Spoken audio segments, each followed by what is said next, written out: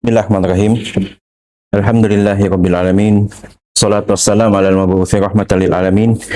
Nabiyina Muhammadin wa ala alihi wa ashabihi wa man tabi'ahum bi ihsanin ila yaumiddin. Amma ba'd. Allahumma 'allimna ma yanfa'una wanfa'na bima 'allamtana wa zidna ilma. Alhamdulillah, kembali kita lanjutkan pelajaran kita dalam mempelajari ilmu mustalah hadis, masih dengan membaca buku Nuzhatun Nazar fi Tawdihi Nukhbatil Fikr karya Syekh Al-Hafidz Ibnu Hajar Al-Asqalani rahimahullahu taala.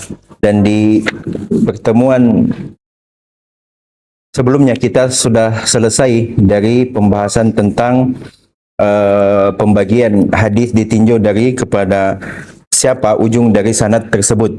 Di sana disebutkan, beliau menyebutkan ada 3, yaitu ada hadis marfu yang ujungnya adalah Nabi Sallallahu Alaihi Wasallam, kemudian ada hadis mauquf yang ujungnya adalah sahabat, dan yang ketiga adalah al-maqtu' yang ujungnya adalah tabi'in atau orang yang di bawah mereka. Kemudian juga kita telah masuk dalam pembahasan al-mukhadramun, orang-orang yang mereka mendapati masa jahiliyah dan juga masa keislaman. Mereka mendapati masa jahiliyah dan juga masa keislaman. Dan kan tetapi mereka tidak melihat atau tidak berjumpa dengan Nabi Shallallahu Alaihi Wasallam. Apakah dia termasuk sahabat atau tabi'in? Kata Ibnu Hajar, yang sahihnya adalah mereka dihitung dari kibar at-tabi'in. Karena sebagaimana yang sudah kita ketahui bahwasanya tabaqat at-tabi'in itu terbagi menjadi 3 juga. Ada kibar at-tabi'in, ada mutawassitin, dan ada sigar. Ada sigar at-tabi'in. Baik, selanjutnya pembahasan tentang sanad Ali. Ini tentunya tidak samar lagi bagi kita. Sudah. Bismillahirrahmanirrahim. Betul. Bismillahirrahmanirrahim. Alhamdulillahirabbil alamin. Wassalatu wassalamu ala Rasulillah wa ala alihi wa sahbihi wa man tabi'ahum bi ihsanin ila yaumiddin. Amma ba'd. Thumma qala al-musannif rahimahullah wa in qalla adaduhu ay adadu rijal sanadi wa fa imma an yantahi ila an-nabi sallallahu alaihi wasallam bidzalika al-adadi al-qalili binisbati ila sanadin akhar yardu bihi dzalika al-haditsu bi'ainihi bi'adadin katsir. Maka jika sedikit jumlahnya, yaitu jumlah rijal sanad, maka jika berakhir kepada Nabi SAW dengan jumlah yang sedikit itu, dengan dinisbatkan kepada sanad yang lain yang datang dengannya hadis tersebut dengan hadis yang sama dengan jumlah yang banyak. Ya, ini namanya nanti akan disebutkan apa penamaan untuk hadis yang jenisnya seperti ini. Apabila dalam sebuah sanad itu qalla adadu, sangat sedikit perawinya. Sangat sedikit perawinya.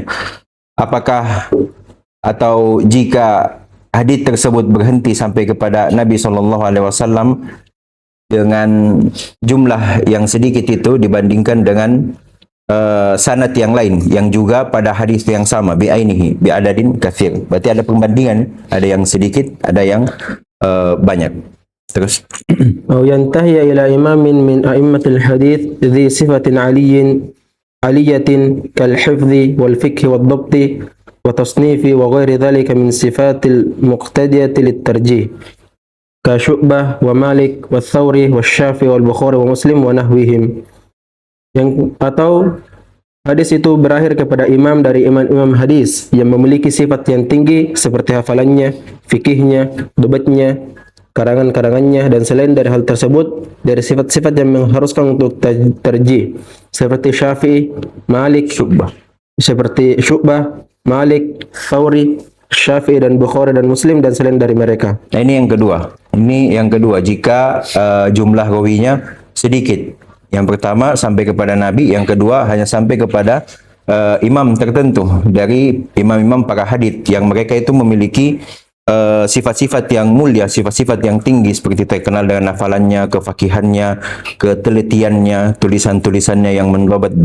Dan selain daripada itu, dari sifat-sifat yang mengharuskan kita mentarjih mereka. Ada sebenarnya cukup dengan disifatinya mereka dengan imam, sebenarnya kita langsung faham bahwasanya mereka adalah orang-orang yang memiliki sifat-sifat yang mulia seperti yang disebutkan tadi. Beliau contohkan seperti Syu'bah, Malik, Thawri, Syafi'i, Bukhari, Muslim, dan selain daripada mereka. Fal awwalu huwa ma yantahi ila Nabi sallallahu alaihi wasallam al-ulu mutlaq Wa in ittafaqu an yakuna sanaduhu sahihan kana غاية القصوى وإلا فصورة العلو فيه موجودة ما لم يكن موضوعا فهو كالعدم. Maka yang pertama adalah apa yang yaitu al-adadul qalil. Maka yang pertama dari jumlah rawi yang sedikit, dan dia adalah apa yang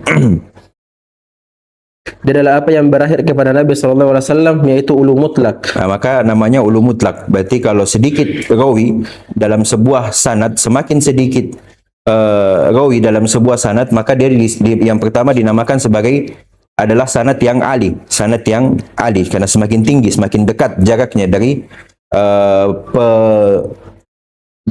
orang yang menyebutkan hadis tersebut. Dan jika ujung dari sanad itu adalah Nabi SAW, maka namanya adalah ulu mutlak. Jadi sedikit rawinya sampai kepada Nabi, ulu mutlak. Terus jika bersamaan hadisnya sahih, maka ini adalah puncak yang tinggi. Nah, jika ditambah lagi sedikit rawinya sampai pada Nabi, terus dipastikan sahihnya akan hadis tersebut, maka ini kata beliau al-goyah al-quswa, dia sampai kepada tingkat tertinggi, puncak yang tertinggi. Dan jika tidak sahih, maka bentuk ulu tetap ada padanya selama tidak palsu. Ya, selama tidak palsu, walaupun hadis tersebut tidak terpenuhi syarat-syarat dari hadis sahih, tapi sedikit rawinya. Ini kata beliau al-ulu fihi maujudah, tetap ada, dinamakan dari sanad tersebut adalah sanad yang ali. Dan juga sanad ulul mutlak juga tetap ulul mutlak tetap. Berarti tidak mempersyaratkan ulul mutlak itu harus sahih. Tidak mempersyaratkan hadis ulul mutlak atau sanad ulul mutlak tidak mempersyaratkan harus sahih. Yang dipersyaratkan adalah adadul qalil dari rawinya dan sampai kepada Nabi SAW. Maka dia dikatakan ulu al-mutlak. Kata beliau walaupun tidak sahih, tetap dinamakan sanad ulu selama dia bukan hadis yang palsu.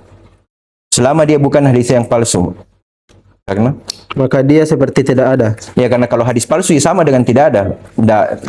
Tidak dilirik lagi, tidak dipedulikan lagi mau sedikit sanadnya, mau banyak sanadnya. Maka yang terpenting sampai sini kita bisa dapat faedah adalah jangan tertipu dengan sedikitnya sanad. Jangan tertipu dengan sedikitnya orang-orang yang sampai kepada ujung dari sanad tersebut. Tetap perlu diperiksa dari syarat-syarat kesohihan hadis yang sudah berlalu bersama kita. Dari rawinya adal dan dobat atau tidak, dan ditinjau dari riwayat-riwayat yang lain juga. Maka dari sini jangan tertipu dengan ulu as-sanad. Terus والثاني العلو نسبي وهو ما يكل العدد فيه إلى ذلك الإمام ولو كان العدد من ذلك الإمام إلى منتهاه كثيرا. Kemudian yang kedua yaitu ulu nisbi, dan dia adalah apa yang jumlah rawinya itu sedikit atau kurang sampai kepada imam tersebut, walaupun jumlah rawi dari imam tersebut sampai ke ujungnya itu sebanyak. Berarti penyandarannya sampai kepada seorang imam saja. So, misalkan kepada seorang penulis saja, misalkan sampai ke Imam Bukhari saja, berapa orang sanadnya sampai ke Imam Bukhari, dan sanad yang lain berapa orang sanadnya sampai ke Imam Bukhari. Siapa yang lebih sedikit? Itu ulun nisbi namanya. Karena ditinjau sampai imamnya saja, bukan sampai Nabi. Kalau sampai Nabi ulul mutlak. Kalau ini sampai imamnya saja. Maka kata beliau, walau kanal adadu min dalikal imam ila muntahahu katsira. Bukan dari situ dilihat, bukan dari imamnya sampai ke ujung sanad, tapi dari orang yang meriwayatkan sampai ke imam tertentu. وقد عظمت رغبة المتأخرين فيه حتى غلب ذلك على كثير منهم بحيث أهملوا الاشتغال بما هو أهم منه. Ini banyak yang kita tertipu, bahkan sampai hari ini sebagian kita lihat orang-orang yang sangat disayangkan perhatiannya terlalu fokus dalam hal ini. Ya, bahkan sebagian dari orang-orang yang mengaku sebagai Ahlus Sunnah wal Jamaah.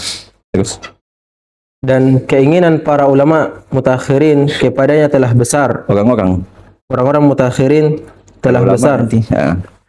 Hingga hal itu banyak mendominasi di antara mereka. Dari sisi maksudnya di orang-orang belakangan ini mereka itu rogbah tufi, sangat cinta. Kecintaan mereka itu pada sanad yang ulu, lebih tinggi, sangat cinta mereka. Hatta ghalaba dzalika ala katsir minhum, bahkan mereka dikalahkan oleh keinginan tersebut.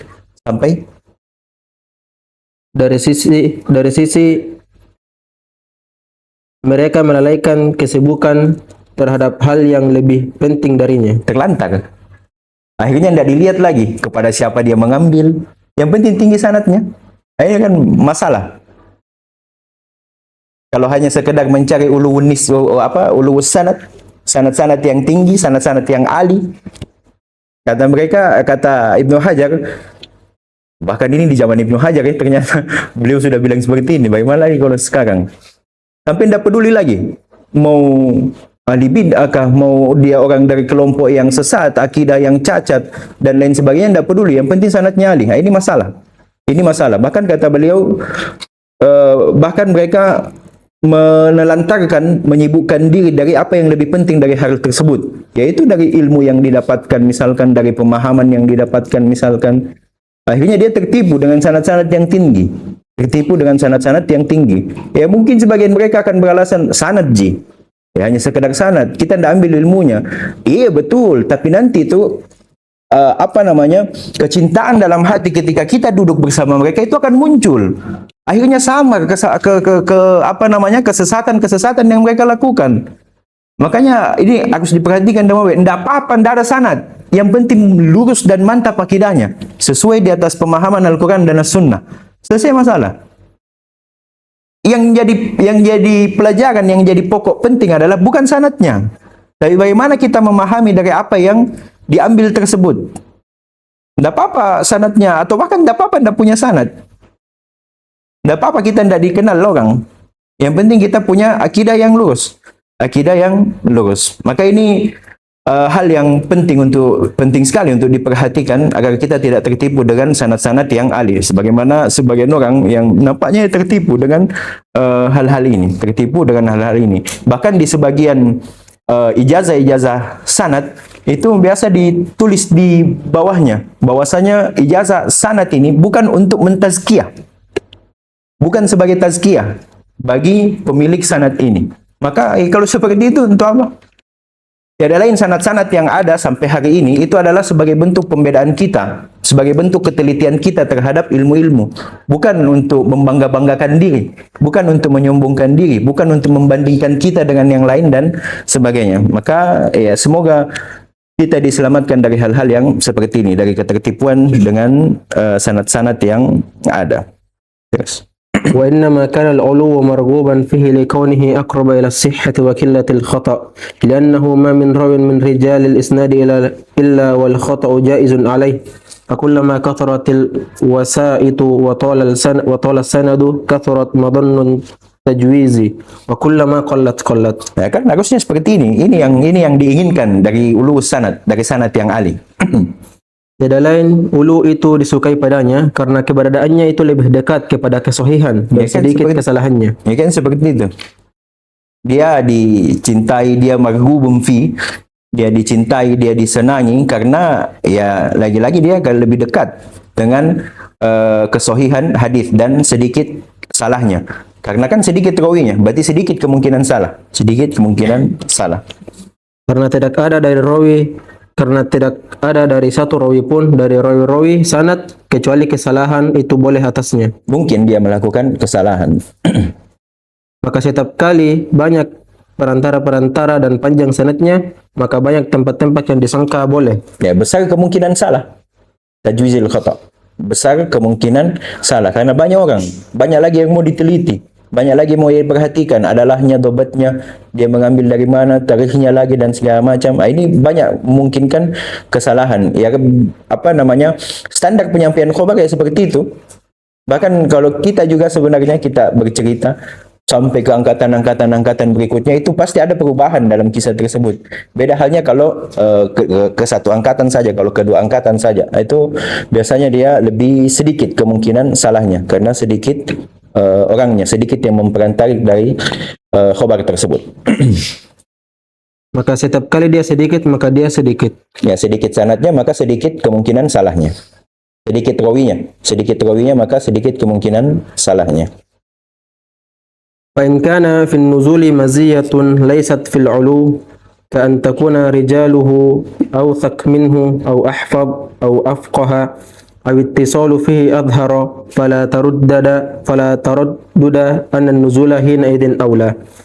Jika pada sanad yang nuzul ada kelebihannya yang tidak ada pada sanad yang ulu, Lawannya Ali adalah nuzul. Lawannya Ali adalah nuzul. Kalau Ali sedikit rawinya, kalau nuzul itu dia yang banyak rawinya. Dan tidaklah diketahui Ali dan nuzul itu kecuali ada pembanding kan pasti.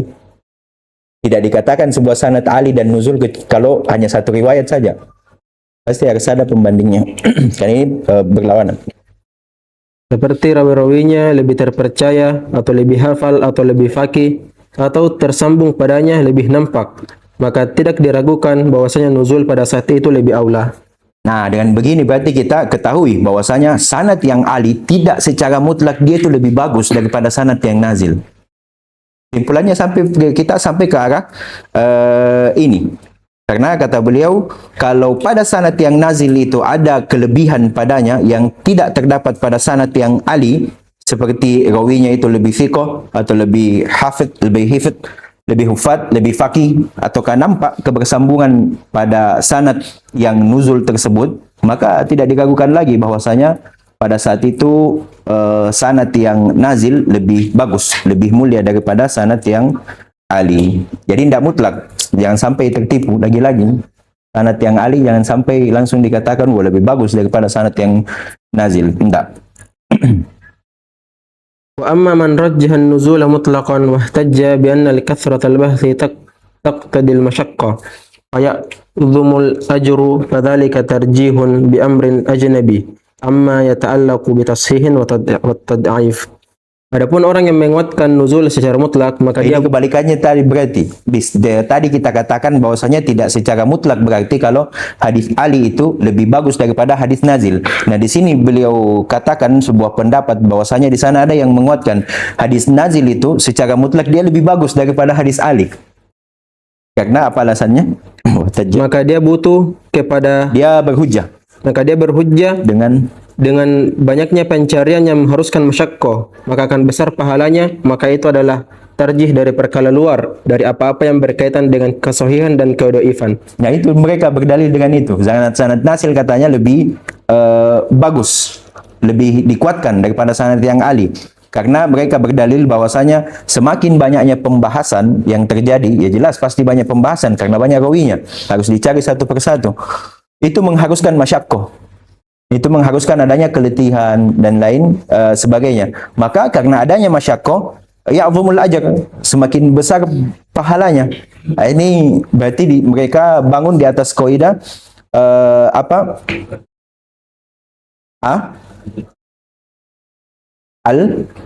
Al-ajr ala qadri al-masyaqqah. Balasan itu sesuai dengan adanya kesulitan. Dan di sana insyaallah ada pernah kami baca sama Ustaz Ubaid dalam salah satu buku usul fikih ucapan Syekhul Islam Ibnu Taimiyah bahwasanya di sana ada orang yang menyangka al-ajr ala qadril masyaqqah. Alaysa kadzalik? Kata Syekhul Islam Ibnu Taimiyah, walakin bal huwa ala qadril manfa'ah wal maslahah. Al-ajr ala qadril manfa'ah wal maslahah. Bukan ala qadril masyaqqah. Ini ucapan dari Syekhul Islam, Masya Allah. Itu ya, tapi kita katakan tidak mutlak. Berarti al-ajr bukan ala qadril masyaqqah. Tidak. Tetap di sebagian tempat itu tetap terpakai. Hanya apa yang disebutkan oleh Syekhul Islam di situ di dalam sebagian tulisannya, al-ajr ala qadri al-manfa'ah wal maslahah. Nah, ini yang paling bagusnya sebenarnya kita lihat. Bisa kita terapkan. Bisa kita terapkan dalam hal tersebut. Maka kata beliau, pendalilan mereka yang mengatakan bahwasanya nuzul itu secara mutlak dia dikuatkan, ini tarjih adalah bentuk tarjih dengan perkara yang luar. Perkara luar, bukan tidak ada hubungannya dengan sanad tersebut. Tidak ada hubungannya dengan sanad tersebut. Tidak lain kan kaitannya dengan pahala. Kenapa dikuatkan sesuatu dengan perkara yang dari luar, yang tidak ada hubungannya dengan keterkaitan apakah ini sahih atau tidak sahih. Terus. Wa fihi ay al-ulu nisbi muwafaqa wa hiya al-wusuli ila syekh ahad al-musannifin min ghairi tariqihi ay tariqi allati tasilu ila dhalika al-musannif al-muayyan. Dan termasuk dari ulu nisbi adalah muwafaqah, dan dia adalah sampainya kepada syekh seorang penulis dari selain jalurnya, yaitu jalur yang sampai kepada penulis itu sendiri. Contoh.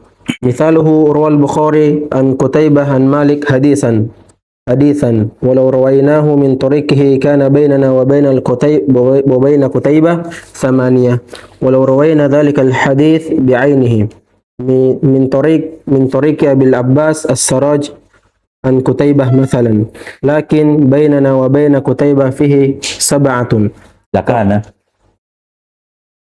tuh?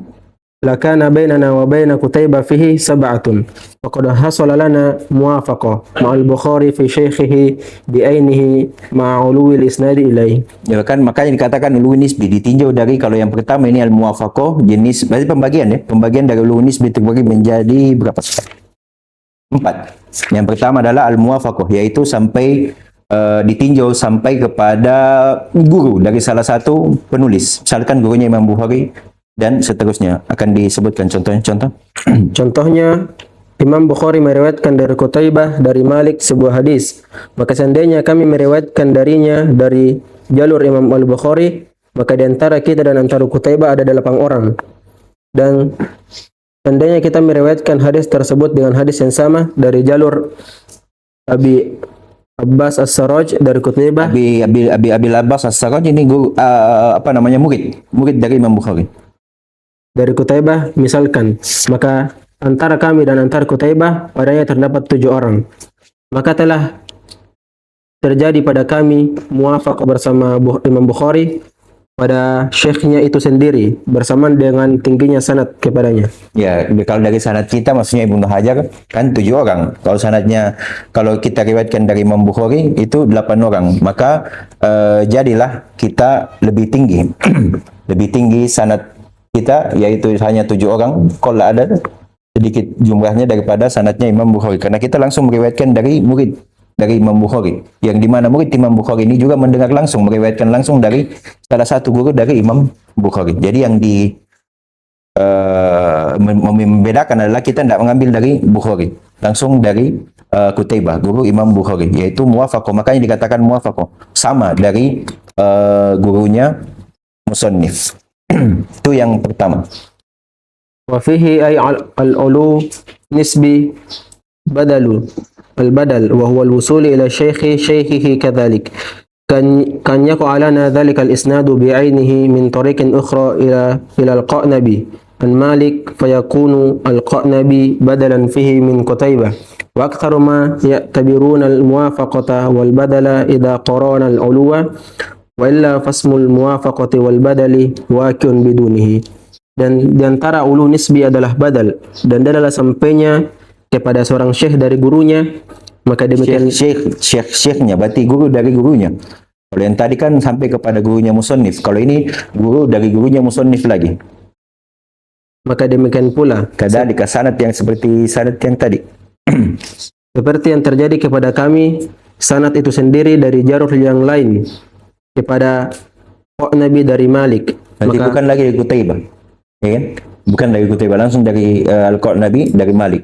Kalau tadi kan Imam Bukhari dari Qutaibah dari Imam Malik, atau dari Abu Sarraj dari Qutaibah. Kalau ini Qutaibah dada, jadi langsung dari Qanabi dari Malik.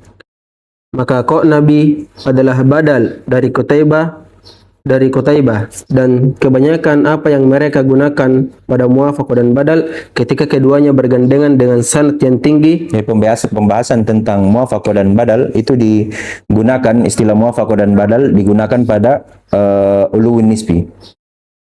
Dan jika tidak, maka pada uluwin nisbi, maka nama muwafaqah terjadi tanpa sanad yang tinggi. Yaitu istilah muwafaqah dan istilah badal berarti berlaku umum.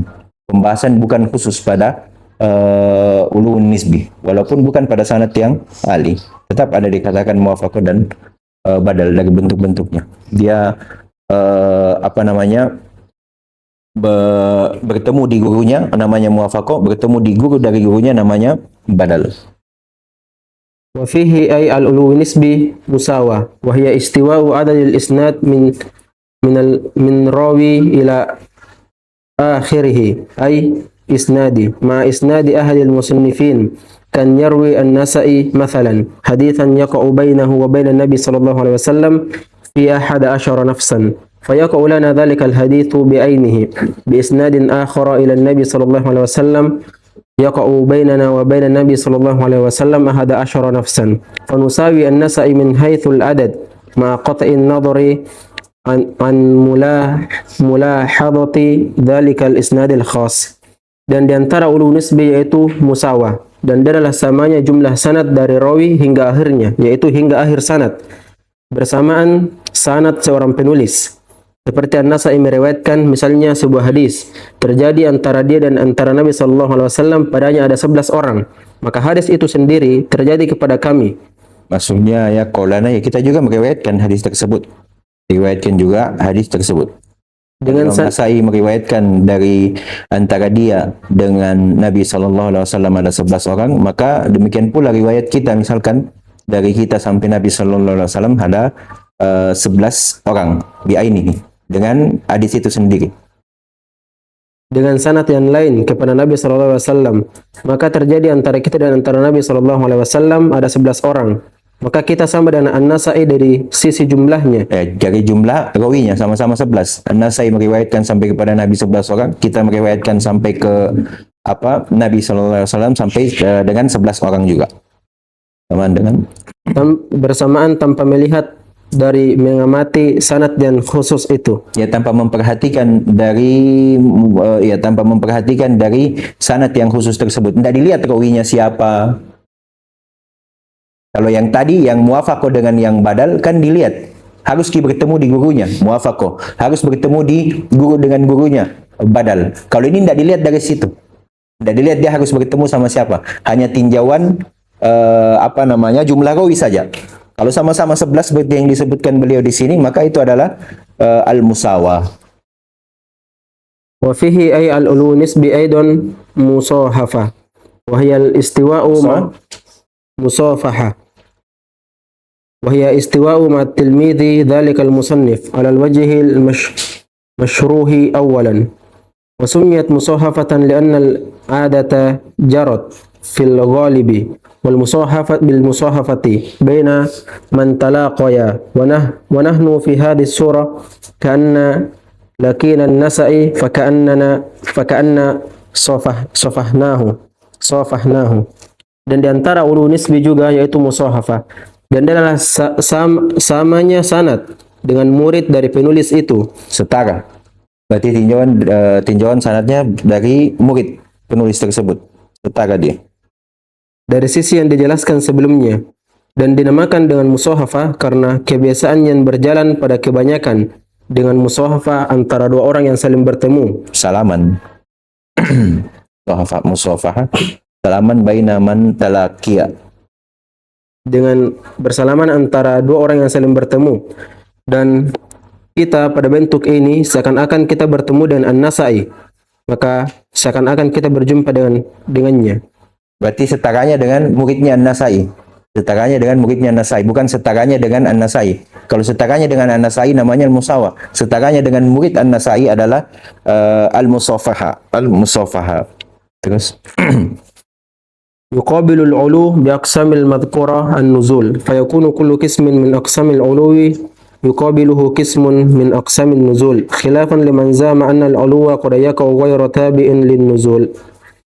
Dan lawan dari al-ulu dan jenis dengan pembagian-pembagiannya yang telah disebutkan adalah an-nuzul. Maka setiap jenis dari jenis-jenis ulu itu adalah lawan dari jenis-jenis an-nuzul. Ya kan, ini tadi kita bilang harus ada pembanding kalau memahami hadis. Ketika pembicaraan dengan hadis yang ali, oh berarti di sana pasti ada hadis yang nazil.